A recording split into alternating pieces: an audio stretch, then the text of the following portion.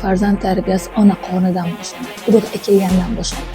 Degan masala bor, qarzlar bor, uy olish kerak, mashina olish kerak, yashash kerak, oilani tebratish kerak, ro'zg'or qilish degan masalalar bilan ovora bo'lib, biz farzandimizga o'zimiz vaqt kam ajratyapmiz. Biz qilgan xatolarni qaytarmasin deb biz qancha harakat qilganimiz sari u aynan biz qilgan xatolardan ko'prog'ini qilish ehtimoli yuqoriroq bo'laveradi. Bizni farzandimiz biz bilan til topisha olmay, qiynalib, har xil yo'lga kirib ketishdan xavotirdamiz.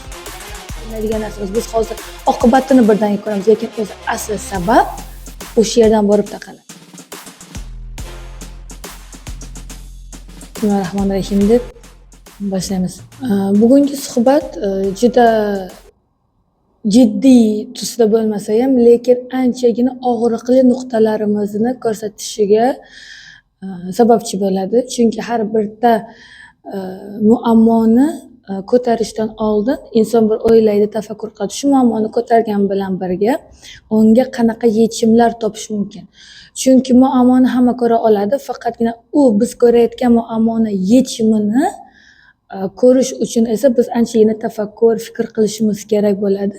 Va bugungi suhbat aynan bugungi kunda biz ko'rayotgan, biz o'zimiz duch kelayotgan va shu muammolar ichida yashashga majbur bo'layotgan holatlardan qaysi yechimlar orqali chiqib ketishimiz mumkin va eng asosiysi yechim topish uchun biz nima uchun shu muammolarga, shu qiyinchiliklarga tushayapmiz, nimaga shu muammolarga duch kelayapmiz. Ana shu masala bo'yicha suhbatlashamiz va suhbatimizni olishda asosiy sababni aytmoqchi edim. Men o'zi asli kasbim o'qituvchi, ustoz deyishadi va men bu narsa bilan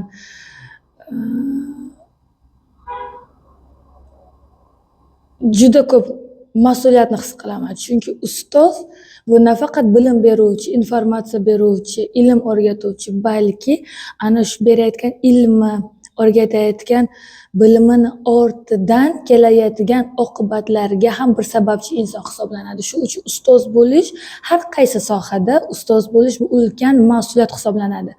Ya'ni kim ustoz bo'la oladi desalar, shu mas'uliyatni bo'yinga oladigan insonlar. Chunki butun bir insoniyatni taqdiri shu berayotgan ma'lumotiga, shu o'rgatayotgan narsasiga bog'liq bo'lib qolish ehtimoli juda yuqoriligini anglagan inson ustoz bo'lganda aytayotgan har bitta so'zini 7 marta o'ylab, keyin bir kez emas, balki 777 marta o'ylaydi. Yo so'ylaydi, yo so'ylamaydi. Ana shu paytda, chunki biladiki, so'zini kuchi, qudrati bor. Har bitta aytayotgan narsani borayotgan ta'sir doirasi bor. Ana shunaqangi mas'uliyati bo'lgani uchun o'zim men ustozman, ana shunchalik tajribam bor deyish bu ulkan bir menga mas'uliyatni yuklaydi.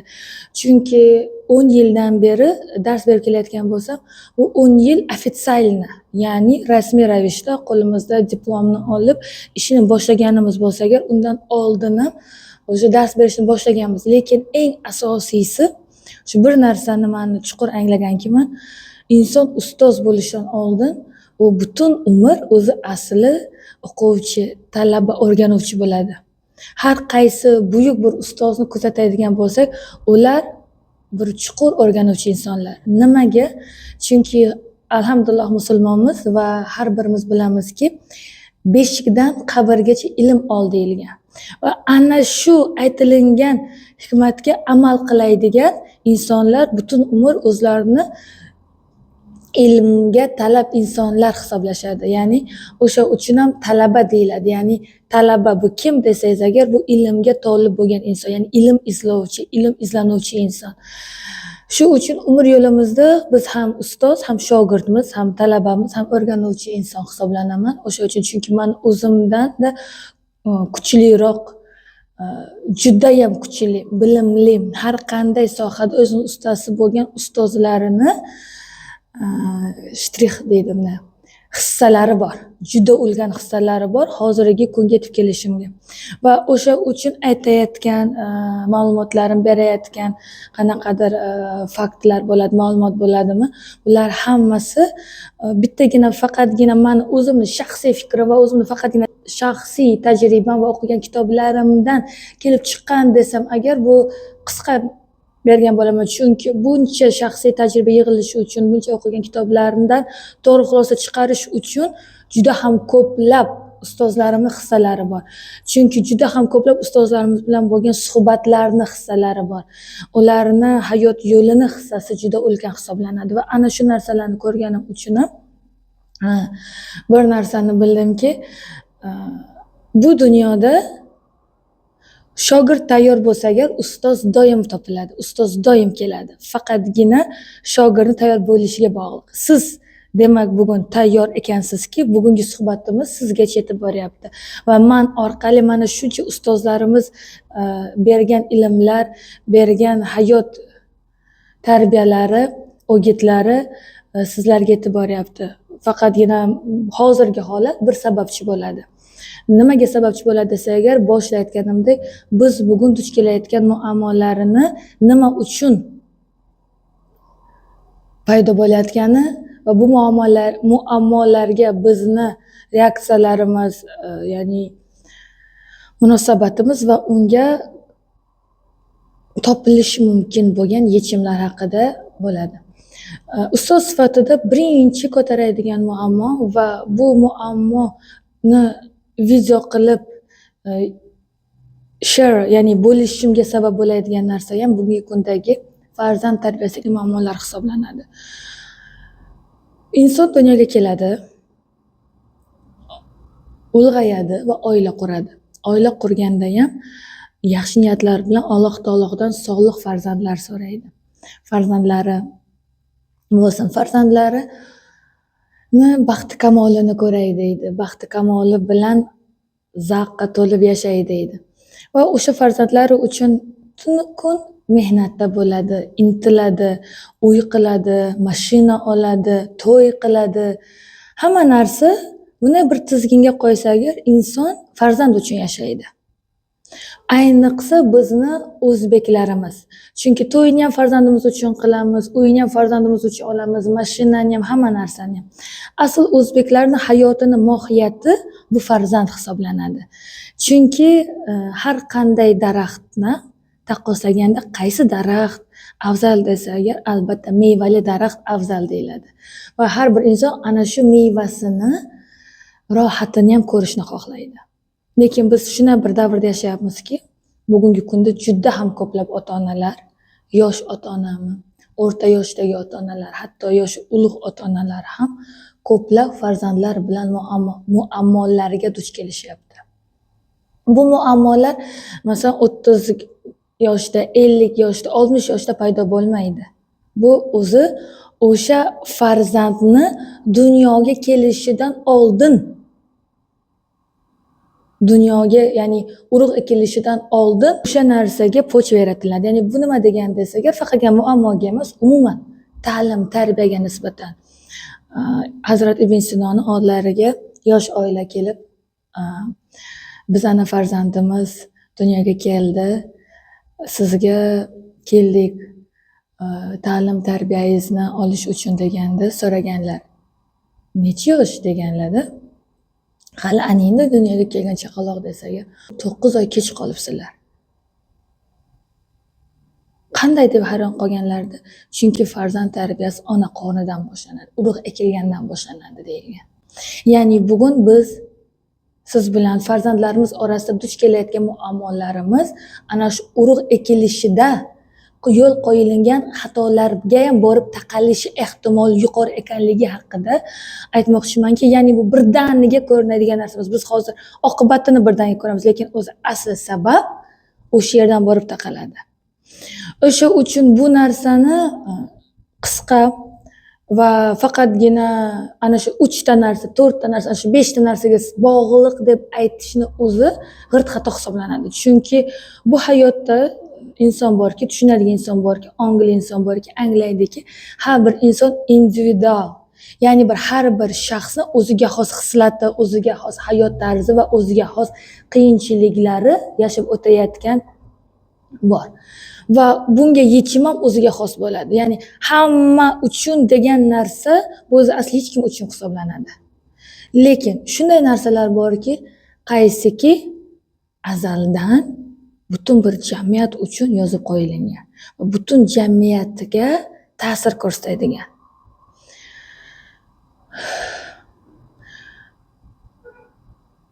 Biz farzandni tarbiyalamoqchi bo'lamiz. Lekin birinchi o'rinda aytib o'tmoqchi bo'lgan narsam, farzand tarbiyasidan oldin biz o'zimizni tarbiyalashimiz kerak. Urug' aka aytgan biz ekanmiz, dunyoga keltiradigan biz ota-onalar ekanmiz. Demak, biz o'zimizni tarbiyalashni boshlashimiz kerak. Bizni farzandimiz подростковый возрастda biz bilan til topisha olmay, qiynalib, har xil yo'lga kirib ketishdan xavotirdamiz. Biz 20ga kirgan farzandimiz bilan o'tirib, dildan suhbatlasha olmaydigan ahvolga tushib qolganmiz. 30 yoshga kirgan farzandimiz bizdan uzoqda o'zini yo'lini topib ketib, hatto hol ahvol so'rashini unutib yuboradigan darajadagi tarbiyalagan farzandlarimiz bor. Bu narsa shu darajada ommalashganki, qancha qo'shiqlar, qancha kinolar olinadi, lekin bu narsa avjiga chiqayaptiki, lekin yechimini topishga va topilgan yechimni amalda qo'llashga juda kech bo'layotgan holatlar bor. Chunki biz oqibatlarni ko'ryapmiz, salbiy oqibatlarni. Yoki qiyin bo'ladigan holatlar bor. Bu narsani o'zimni shaxsiy fikrim, aynan ham shaxsiy fikrim, ham hayotiy tajriba hisobidan, ham o'qilingan adabiyotlarni bir tizginga soladigan bo'lsak, shu narsani ayta olamanki, biz farzandimizni qancha tarbiyalamaylik, farzandimiz o'zimizga o'xshaydi. Biz qilgan xatolarni qaytarmasin deb biz qancha harakat qilganimiz sari u aynan biz qilgan xatolardan ko'prog'ini qilish ehtimoli yuqoriroq bo'laveradi. O'sha uchun ham agar siz endi yosh oila bo'lib, endi dunyoga farzand keltirishni rejalashtirayotgansiz, endi ikki farzandingiz dunyoga kelgan bo'lsa, birinchi aynan o'zimizga tutishimiz kerak. Farzandim o'zimga o'xshar ekanmi? Demak, men o'z ustimda ishlashim kerak. Ya'ni o'z ustida ishlash bu qanday bo'ladi? Haqiqiy ilmlarni olish. Haqiqiy ilm deganda shunaqa narsa hozir ko'paygan. Men o'sha ham shu ko'payayotgan narsalar ham, men shu suhbatlarini videoga olib ommaga, ya'ni aytishga o'tib portlab chiqishiga sabab bo'lyapti. Biz farzandimizni tarbiyasini, biz hayotimizni qanaqadir ko'rayotgan 5 daqiqalik, 1 daqiqalik shortlar asosiga quryapmiz. Ya'ni qanaqadir shorts ko'riladi, qanaqadir kichkinagina YouTube video ko'riladi. Ana shunaqa ekan, ana shunaqa olimlar ana shunaqa deyotgan ekan, mana bunaqa bo'lar ekan, ana shunday qilish kerak ekan degan tushuncha bilan yashaydigan bir davrga kelib qolganmiz. Ya'ni butun bir ulkan hayotimizni 1 minutda olgan, qanaqadir eshitgan ma'lumotimiz asosida qo'yamiz. Farzandimiz ana shu asosda tarbiyalaymiz. Yo'inki qaysidir psixologni bir kunlik treningi yoki bir oylik treningga qatnashgan holatda biz o'zimizni hayotimizni qo'ryapmiz. Lekin o'zi asli bitta xulosaga kelish uchun, bitta hayotda to'g'ri xulosani chiqarish uchun, qanaqadir anglash olish uchun qanchadan qancha o'sha qalinlikda kitoblar o'qilingan, romanlar o'qilingan, asarlar o'qilingan. Va o'sha shuncha katta asarni o'qib, bitta asosli xulosa chiqarilgan. O'shanga qarab harakat qilingan, intilanilgan. Kichkinagina bitta xulosani chiqarish uchun qancha narsadan o'tilingan. Biz hozir kichkinagina narsadan ulkan xulosalar chiqaradigan bir davrda yashayapmiz. Endi tasavvur qiling, bizni farzandlarimiz qanaqa ahvolda bo'ladi? Ya'ni hozirgi farzandlarimizga e'tibor bersak agar, juda ham ko'p ota-onalar ham, ustozlar ham dinglab o'tirgan, hamma tasdiqlashiga ishonchim komilki, bolalar juda yuzaki o'qiydigan bo'lishgan. Har bir narsaga juda yuzaki munosabat bildiradigan bo'lishgan. Chunki zamon rivojlanyapti. Biz qilayotgan xatolarni bolalarimiz o'nkarar oshig'i bilan qilyapti. Ya'ni sayoz fikrlash bu xatomi desangiz agar, xato emasdir bir ko'rinishda. Lekin juda ham ko'plab oxiri ko'rilmagan xulosalarni qilishimizga sababchi bo'ladi.